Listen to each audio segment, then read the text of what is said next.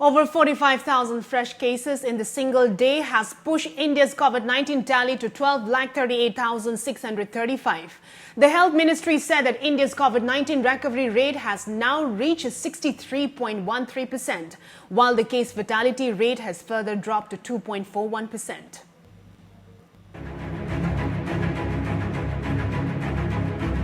India reported the highest one-day spike of 45,720 coronavirus cases and 1,129 deaths this morning, government data shows. The total number of cases have crossed 12 lakh now and stands at 12,38,635. So far, 7,82,607 people have recovered, while 29,861 have died. The recovery rate is 63.18% and positivity rate is 13.03%. The highest number of samples were tested on Wednesday with 3,50,823 samples collected. The total samples tested till now is over 1.5 crore, government data shows. Maharashtra has the highest number of coronavirus cases in India, followed by Tamil Nadu and Delhi. Maharashtra has been grappling with a shortage of life-saving drugs like Remdesivir and Tocilizumab. The state government says it is addressing the shortage and have been in touch with the suppliers to boost supplies. The 5 states that reported the highest number of COVID-19 cases in the last 24 hours are Maharashtra 10,576, Andhra Pradesh 6,045, Tamil Nadu 5,849, Karnataka 4,764 and Uttar Pradesh 2,300.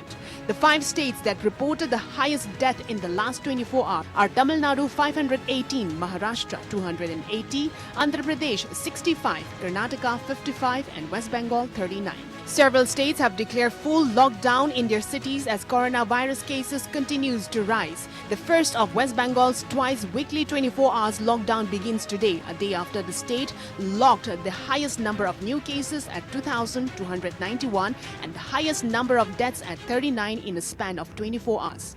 Delhi has decided to conduct sero surveys every month to make better policies for tackling COVID-19, State Health Minister Satyendra Jain said on Wednesday. The decision come after the state government analyzed the results of the latest sero survey, which showed that 23% of people in Delhi have been exposed to coronavirus. Tamil Nadu, Delhi and other states have started plasma banks. Plasma donation have been encouraged as experimental treatment for COVID-19 patients. The antibody-rich plasma of a person who has recovered from COVID-19 could help an infected person fight off the virus, research has shown.